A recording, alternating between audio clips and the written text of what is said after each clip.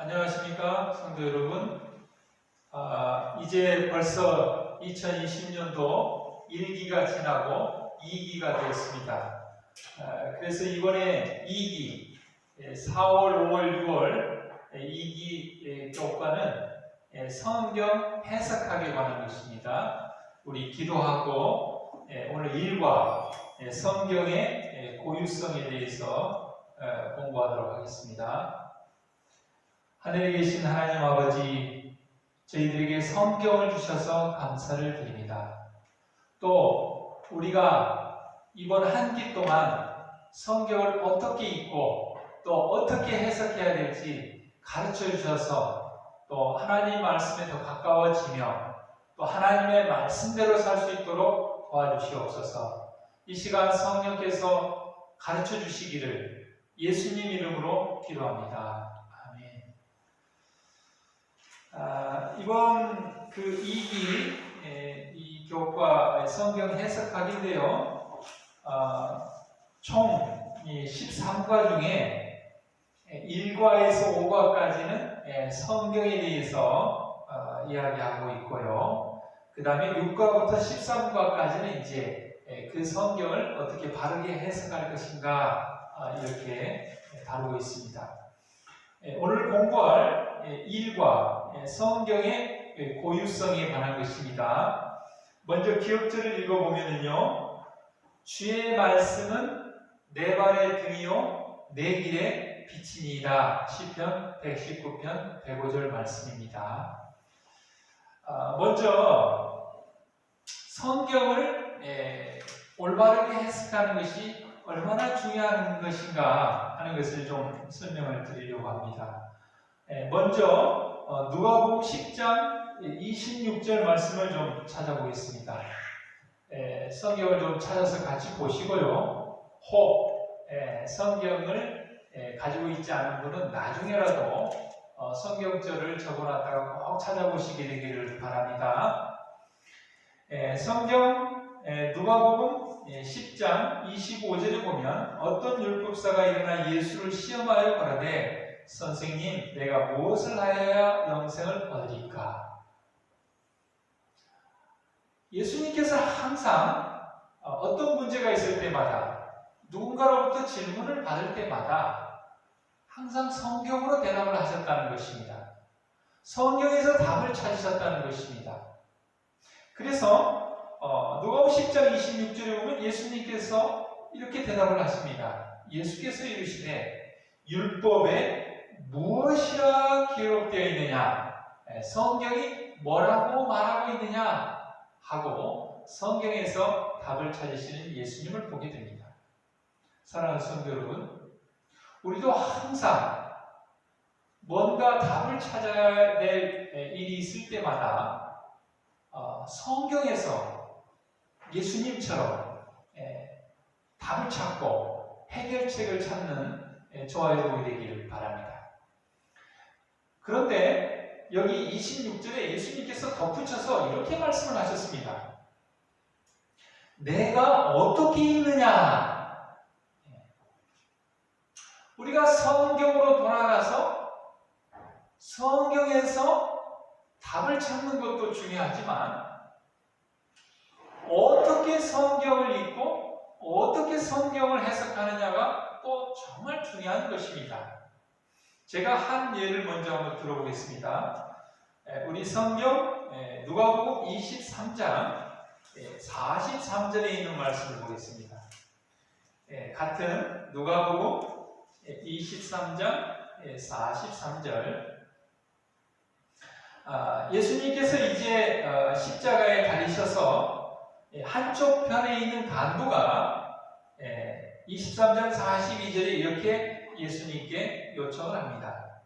가로되 예수여 당신의 나라에 임하실 때에 나를 생각하소서 하니 43절에 예수님께서 이렇게 말씀하셨습니다. 예수께서 이르시되 내가 진실로 내게 이르노니 오늘 내가 나와 함께 낙원에 있으리라 하시니라. 자, 여기 예수님께서 뭐라고 말씀하셨냐면 오늘 그랬습니다. 내가 함께 낙원에 있으리라. 자, 여기 이 오늘이라는 이 시제, 이 단어를 어떻게 해석할 것인가? 우리는 여기서 두 가지로 해석할 수가 있습니다. 왜냐하면 헬라어는 이 쉼표가 붙어 있지 않기 때문에 어디에다 쉼표를 찍느냐에 따라서 해석이 달라집니다. 만약에 오늘 다음에 쉼표를 찍게 되면 이렇게 됩니다. 오늘 내가 너한테 말하노니, 내가 지금 너한테 약속을 하는데 장차 예수님 재림할 때 네가 부활해서 낙원에 들어올 것이다. 이렇게 해석할 수가 있습니다. 그 다음에 두 번째 해석은요, 쉼표를 오늘 앞에다 찍는 것입니다. 그러면 이렇게 해석이 됩니다. 내가 말하는데 오늘 바로 네가 낙원에 들어갈 것이다. 이렇게 됩니다. 오늘 나와 함께 네가 낙원에 갈 것이다. 자, 성도 여러분, 성경에 있는 말씀입니다. 똑같은 성경 구절입니다. 어떻게 해석하면 좋겠습니까? 어떤 사람들은 앞쪽으로 해석을 하고 어떤 사람들은 후자로 해석을 합니다. 어떤 교회는 전자로 해석을 하고 어떤 교회는 후자로 해석을 합니다. 어떻게 해석하면 좋겠습니까? 이런 것들을 우리가 이번 기 동안 배우게 될 것입니다. 자, 그런데 이 절만 봐서는 이렇게 해석할 수도 있고 저렇게 해석할 수도 있습니다. 그런데 여러분, 성경이 이 한 절만 있는 것이 아닙니다.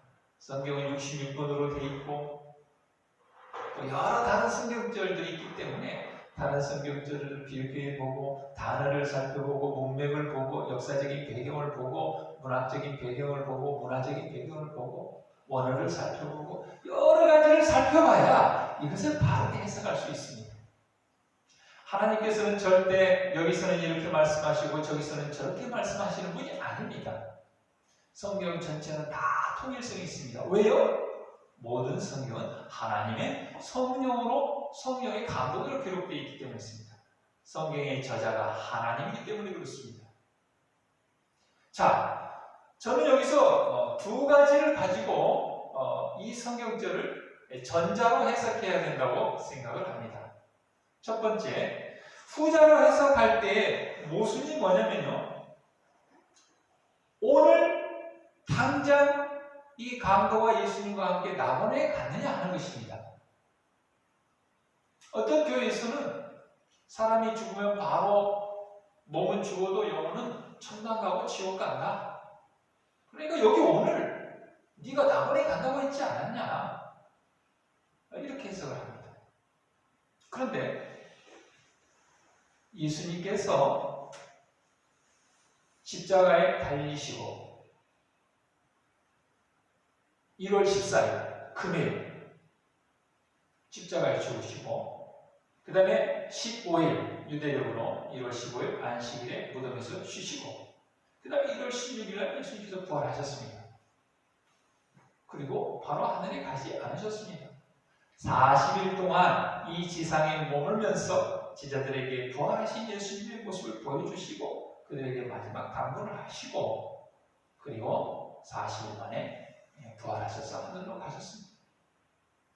그러니까 후자로 해석하면 여기에서 문제가 발생하는 것입니다. 두 번째, 성경 전체를 다 살펴보면 창세기부터 계시록까지 사람이 죽으면 바로 천당 가고 지옥 간다는 성경절이 없다는 것입니다. 사람이 죽으면 잠자는 것 같고 예수님 재림할 때 그때 부활해서 예수님의 재림을 맞이해서 낙원에 천국에 간다는 것입니다. 이 두 가지만 살펴봐도 우리는 후자가 아니고 전자가 맞다는 것을 우리가 보게 됩니다. 그래서 이 말씀을 이렇게 해석하면 아주 성경이 전체적으로 조화가 됩니다. 내가 오늘 너한테 말한다. 내가 오늘 너한테 약속을 하마.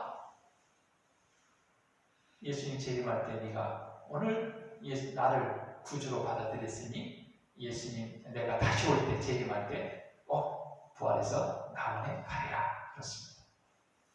그래서 우리가 성경을 가지고 우리가 하나님의 뜻을 아는 것도 중요하지만 어떻게 읽느냐, 성경을 어떻게 해석하느냐도 아주 참 중요한 것입니다. 그래서 이번에 우리 교재의 부교재로 재림교회 성경 해석학이라는 이 부교재가 나왔는데요. 제가 이 책에 290페이지 보면 엘렌 화이트가 해석학이라는 그 12과 챕터에 해석의 일반적 지침에 대해서 이렇게 얘기를 했는데요. 연구할 때 성령의 인도를 쫓아가라. 진리에 기꺼이 순종하라. 편견을 버려라. 극단적인 해석을 경계하라. 상식대로 하라. 참 상식대로 하라. 성경은 상식을 초월하는 이적과 기사의 말씀들이 있습니다. 그러나 또 반면에 또 상식을 넘어서는 잘못되고 극단적인 해석도 주의를 하라는 것입니다. 예를 들자면요, 우리가 성경에 보면은 피를 먹지 말라 그런 말씀이 있습니다. 피는 생명이기 때문에 그렇다고 했습니다. 이것을 문자적으로 해석해서 어떤 사람들은 아파도 수혈을 받지 않습니다. 과연 그것이 성경적일까요? 그 다음에 또 우리가 계시록이나 성경에 보면 구원받는 사람은 흰옷을 예수님께서 주시기 때문에 흰옷을 입는다고 했습니다. 그럼 여러분, 우리가 하얀 흰옷을 입어야 그것이 구원받는 징표고 그것이 구원받는 백성이겠습니까? 어떤 경우는 문자적으로 해석해야 될 것을 상징적으로 해석을 하고, 어떤 경우는 상징적으로 해석해야 될 것을 문자적으로 해석하고, 그래서 그 절을 가지고는 이렇게도 해석할 수 있고 저렇게도 해석할 수 있는데, 그럴 때에는 다른 성경들을 같이 비교하고 살펴보고 하는 올바른 성경 해석법이 필요하다는 것입니다. 또 여기 그 구체적인 해석의 원칙에 보면은요, 여기 293페이지부터 보면 성경은 스스로 해석한다. 그 다음에 역사적인 맥락을 봐야 된다. 문학적인 맥락을 봐야 된다. 단어의 의미를 살펴봐야 된다. 그랬습니다. 여기 역사적이고 문화적인 배경을 살펴봐야 된다고 했습니다. 우리가 창세기 3장에 보면은요, 사단이 뱀으로 변장해 나타난 아담과 하와를 유혹해서 타락하게 했을 때 하나님께서 창세기 3장에 뱀에게 저주를 선언합니다. 너는 정신토록 기어다니며 흙을 먹으리라 그랬습니다. 그래서 성경을 비판하는 어떤 사람들은 이렇게 얘기합니다. 성경이 틀렸다. 뱀은 흙을 먹지 않는다 그랬어요. 성도는 뱀이 흙을 먹습니까? 먹습니까? 혹시 뱀이 흙을 먹는 걸 봤습니까? 지렁이는 이렇게 흙을 삼키면서 이렇게 그렇게 하지만 뱀이 흙을 먹는 걸 혹시 봤습니까? 뱀은 흙을 먹지 않는다고 합니다. 그러면 이게 성경이 틀렸습니까? 문자적으로 보면은 틀린 것 같이 보입니다. 그런데 그 당시에 모세 당시의 그 문화적인 역사적인 배경을 살펴보면요, 이 흙을 먹는다는 표현은 그 당시에 저주의 표현이었다고 합니다. 그래서 하나님께서는 그 당시에 저주를 표현하는 흙을 먹는다는 그 표현을 빌려서 인간적인 언어를 사용하여서 뱀에게 저주를 선언하면서 흙을 먹으리라 이렇게 한 것입니다. 재밌는 얘기로 우리나라에서도 그런 말 하지 않습니까? 엿이나 먹어라. 물론 실제 엿을 주면서 엿을 먹으라는 말도 있지만 엿도 주지 않으면서 엿 먹어라. 그게 무슨 말입니까? 안 좋은 표현 아닙니까? 그래서 그런 어떤 시대적, 역사적, 문화적 그런 배경 이런 것들을 잘 모르면 성경을 잘못되게 해석할 수 있다는 것입니다. 그래서 참 이번 2기 이 성경 해석과 공부는 참 기대도 되고 우리에게 많은 것을 하나님께서 가르쳐 주실 줄 믿습니다. 자, 1과 성경의 고유성 그랬습니다. 이제 고유하다는 건 뭐냐면 성경이 다른 책과 굉장히 구별되고 다르다는 것을 이야기합니다. 어떤 점에서 다릅니까? 다른 점이 참 많이 있습니다. 여러 가지가 있지만 일단 몇 가지만 좀 살펴보면요. 첫 번째, 성경은 BC 1500년부터 AD 100년 걸쳐서 1500년 이상 거의 약 1600년에 걸쳐서 성경이 기록되었습니다. 이 세상에 어떤 책이 1600년에 걸쳐서 기록된 책이 어디에 있습니까? 성경이 유일합니다. 그리고 성경은 40여 명의 기자들에 의해서 기록됐습니다. 저자는 하나님이시고 40여 명이 하나님의 성령의 감동을 받아 기록했습니다. 그 40여 명의 기자들은 신분도 다르고 여러 가지 배경도 다르고 직분도 다르고 그렇습니다. 그러나 그들의 말하는 바가 다 통일성이 있고 일치가 됩니다. 왜냐하면 저자가 하나님이기 때문에 그렇습니다. 그리고 성경의 구조를 보면요. 성경 66권 중에 구약이 39권, 신약이 27권인데요. 모세오경이 나옵니다. 창세기부터 신명기까지. 그 다음에 여호수아부터 에스더까지 12권 역사서가 나옵니다. 역사가 나옵니다. 율법이 나오고 그 다음에 역사가 나옵니다. 그 다음에 욥기, 시편, 잠언, 전도, 아가 5권 문학서가 나옵니다. 그 다음에 예레미야부터 말라기까지 17권 선지서, 예언서가 나옵니다. 그런데 이 구약의 구조와 비슷하게 신약의 구조도 보면요. 마태복음부터 그 요한복음까지 사복음서가, 복음서가 나옵니다.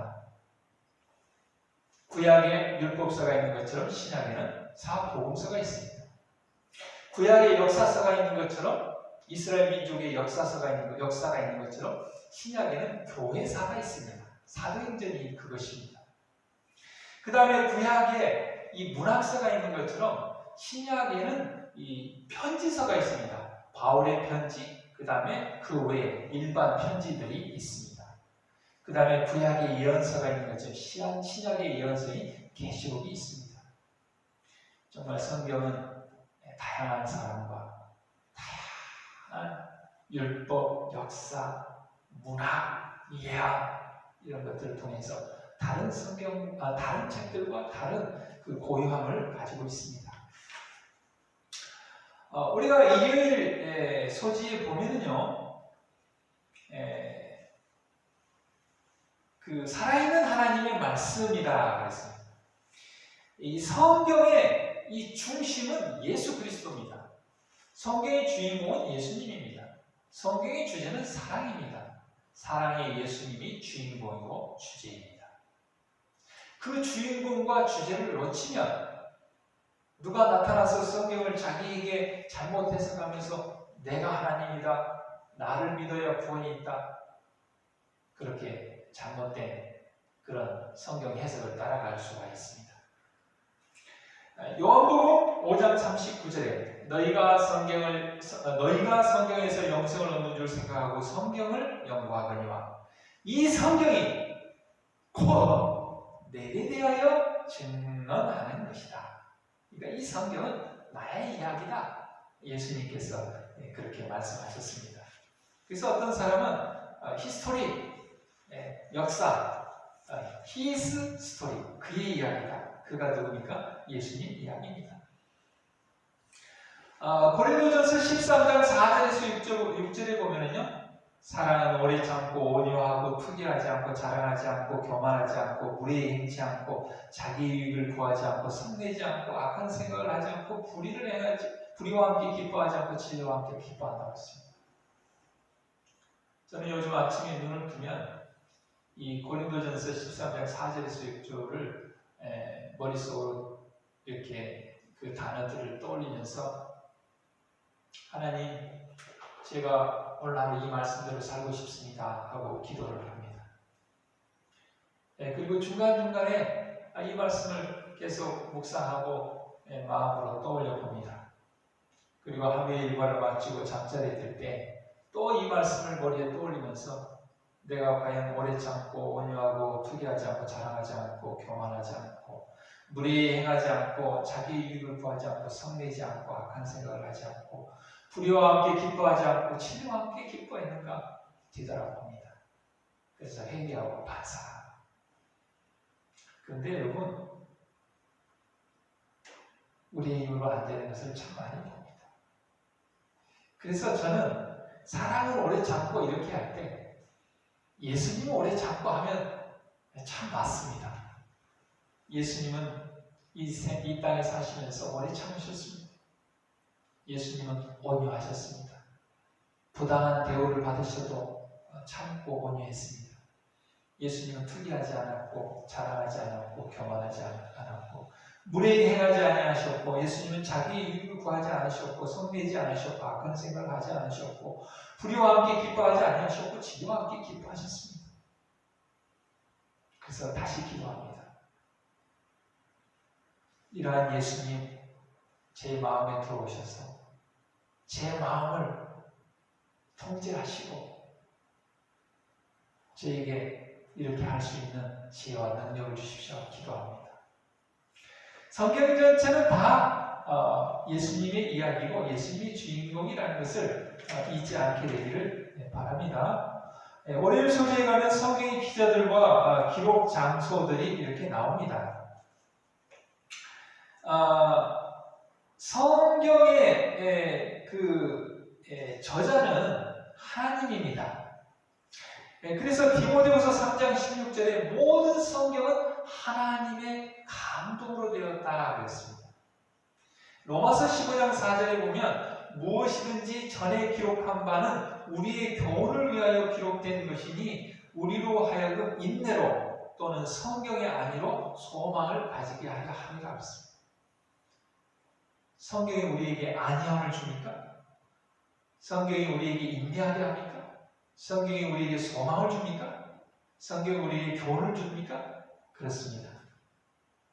성경의 저자는 하나님입니다. 이 성경이 기록될 때 성령의 이 하나님의 감동을 주신 하나님께서 이 성경 말씀을 우리가 읽을 때 암송하고 묵상하고 마음에 새길 때에 하나님의 동일한 성령께서 이 말씀대로 살 수 있는 지혜와 능력과 힘을 주시고 우리를 성경의 말씀으로 위로하시고 안위하시고 소망을 주시고 인내케 하심을 믿게 되기를 바랍니다. 제가 예전에 마음이 괴롭고 힘들 때 성경을 이렇게 읽는데요. 에스겔서 11장 5절 말씀을 읽게 되었습니다. 에스겔서 11장 5절에 하나님께서 이렇게 기록하셨습니다. 너희 마음에서 일어나는 것을 내가 다 아노라. 엄청난 감동이 밀려왔습니다. 평안함과 안위함이 왔습니다. 소망이 생겼습니다. 내 고통, 내 말 못할 이 상황, 아무도 모를 거라고 생각했는데 하나님께서 말씀을 통해서 네 마음에서 일하는 건 내가 다 안다. 그 말씀을 읽으니까요. 모든 염려가 다 사라지고 마음의 평안이요. 그 후로 한 달 뒤에 제가 기도했던 기도 제목, 그 어려움들이 이렇게 쫙 풀리는 것을 경험하게 되었습니다. 문제가 풀려서 안위가 온 것이 아니라 문제가 해결되기 전에 이미 말씀을 통해서 안위가 왔다는 사실입니다. 성경을 가까이 하고 싶습니까? 이번 기회에 좀 성경을 더 가까이 하게 되기를 바랍니다. 그 다음에 화요일 소지로 가면요, 예언으로서의 성경은 예수님에 대한 예언으로 가득 차 있습니다. 구약은 다 예수님에 대한 예언들입니다. 거의 대부분이. 그리고 신약은 그 예언이 성취된 것을 보여주고 있습니다. 요한복음 14장 29절에 이제 일이 이루기 전에 너희에게 말한 것은 일이 이룰 때 너희로 믿게 하라 하라 했습니다. 어떤 예언이 성취되기 전에 하나님께서 미리 예언을 통해서 말씀해 주시고 그 다음에 시간이 지나서 그 예언이 성취되는 것을 보고 와, 하나님 말씀은 살아있구나. 하나님 말씀하는 것은 그대로 되는구나. 하나님이 계시구나. 우리에게 믿음을 주기 위해서 우리에게 예언을 주셨다는 것입니다. 많은 것들이 있어서 다 살펴볼 수 없습니다. 여기 화요일 소지에 보면 예수님께서 유다의 지파에서 태어나시고 십자가에 달릴 때에 겉옷과 속옷을 제비를 벗고 예수님이 십자가에 달리시고 그 다음에 또 베들레헴에서 태어나시고 여러 가지가 많이 있습니다. 그 중에 하나를 제가 좀 말씀을 드리겠습니다.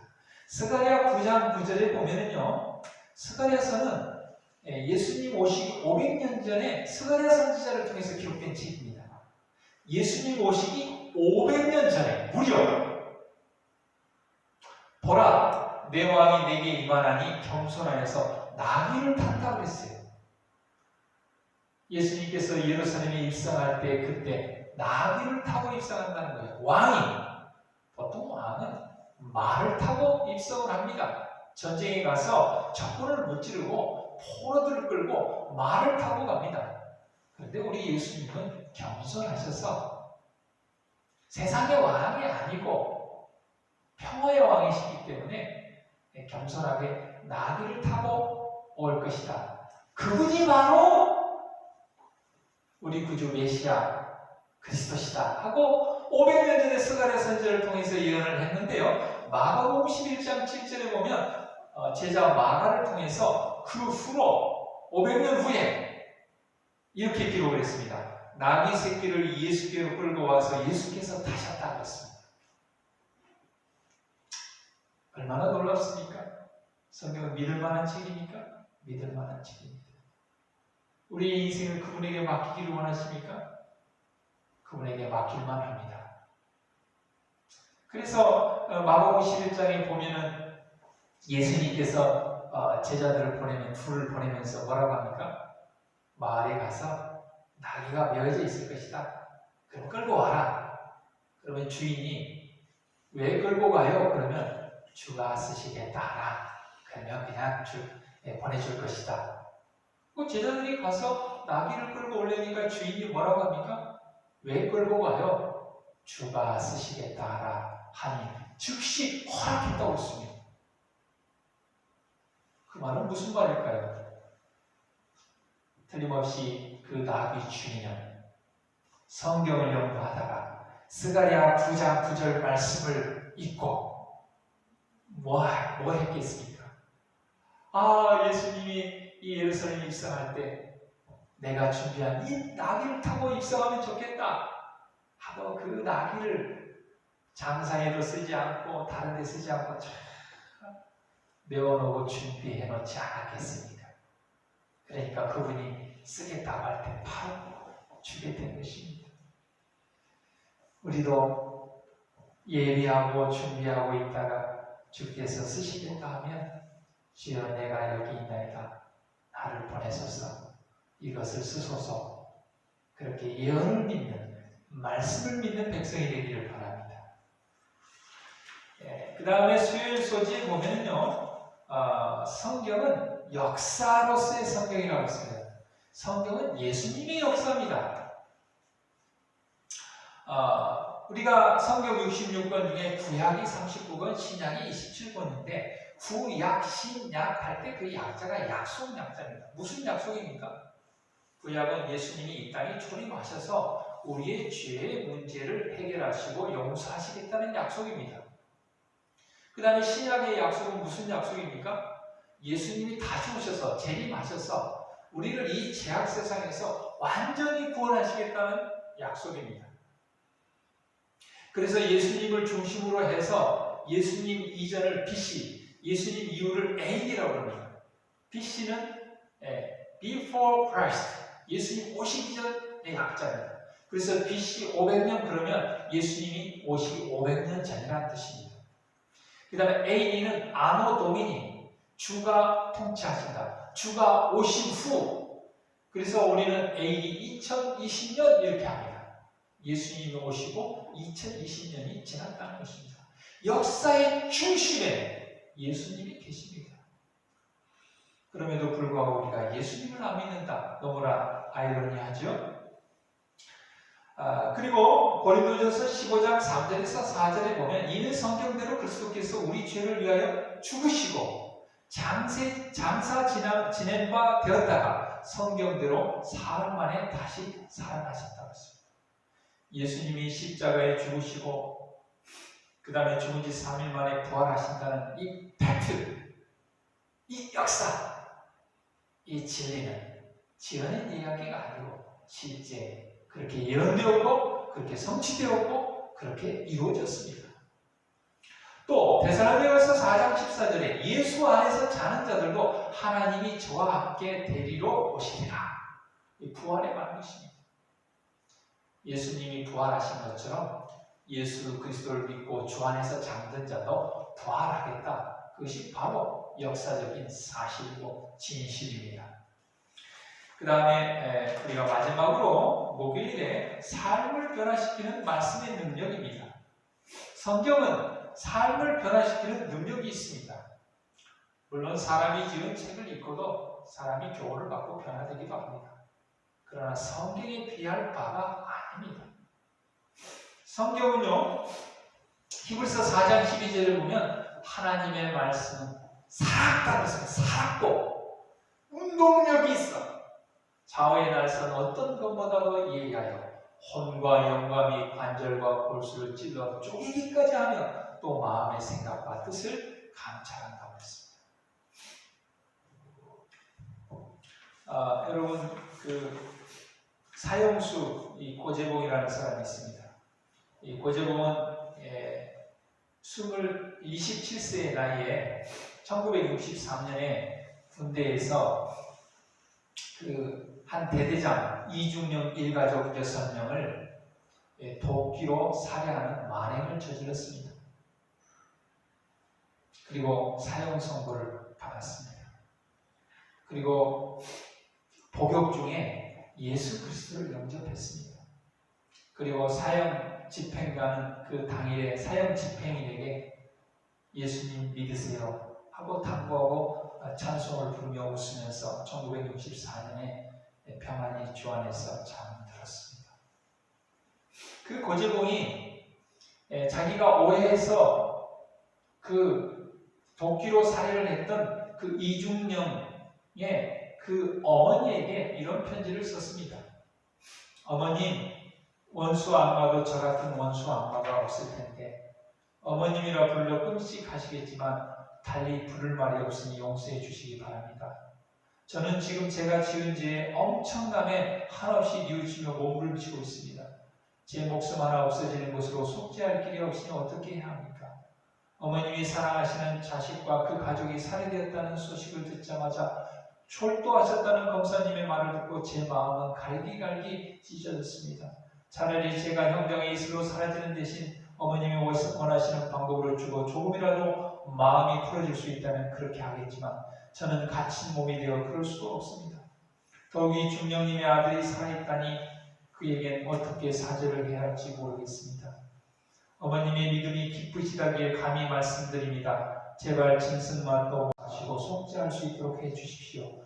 무릎 꿇고 두 손 모아 빌겠습니다. 저도 집사님의 인도를 받아 하나님을 믿기로 했습니다. 저같이 끔찍한 죄인이 회개한다고 죄사함을 받을 수는 없을지라도 속죄의 길을 찾아보겠습니다. 제가 죽어서 하늘에 가면 이 중령님을 꼭 찾아 만나 뵙겠습니다. 제가 잘못을 빌어 용서를 받는다면 저는 그곳에서 중령님의 부하가 되어 모든 그 명령대로 복종하며 살겠습니다. 꼭 저를 용서해 주시기 바랍니다. 손자를 생각해서라도 건강하시고 오래 사시기를 빌겠습니다. 안녕히 계십시오. 그러면서 그가 죽기 전에 이런 말을 했습니다. 내가 만약에 조금만 더 일찍 하나님을 알았다면, 조금만 더 일찍 이 성경을 알았다면 내가 이런 추악한 죄를, 이 죽을 죄, 살인죄를 짓지 않았을 텐데 그렇게 얘기했습니다. 누가 이 사람을 이렇게 변화시켰습니까? 살아있는 하나님의 말씀이 그를 변화시켰습니다. 그리고 그는 세상에 어떤 책도 할 수 없는 부활의 소망, 영생의 소망을 가지고 주 안에 잠들었습니다. 사랑하는 성도 여러분, 성경은 정말 예수님이 중심이시고 저자는 하나님이시고 또 예수님에 대한 예언과 예수님의 역사적인 사실과 또 삶을 변화시키는 능력이 있는 성경입니다. 그래서 이 성경을 가까이 하고 자주 접하고 성경을 늘 연구하는 것 너무 중요합니다. 그리고 거기에서 생애의 지침을 삼고 또 해답을 찾는 것 너무 중요합니다. 그러나 또 더 중요한 것이 한 가지가 있는데 어떻게 읽느냐, 성경을 어떻게 해석하느냐. 예수님의 관점에서, 예수님의 마음으로, 사랑의 마음으로 올바로 성경을 해석해야 이러한 놀라운 능력이 우리에게 일어날 것입니다. 이번 한 기 동안 이 성경 해석학을 통해서 성경을 바르게 해석할 뿐만 아니라 세상을 바라보는 관점도 예수님 관점으로, 하나님 관점으로 바르게 바라보고 준비하는 저와 여러분 되기를 바랍니다. 기도하겠습니다. 하늘에 계신 하나님, 성경을 주셔서 감사합니다. 또 다하여 이번 한 기 동안 성경을 올바로 바르게 해석할 수 있는 귀한 공부를 하게 해주셔서 감사합니다. 성령을 통해 성경이 기록된 것처럼 성령을 통하여 성경이 바르게 해석되고 또 성령의 도움으로 그 말씀대로 순종하며 살게 해 주시옵소서. 예수님 이름으로 기도합니다. 아멘.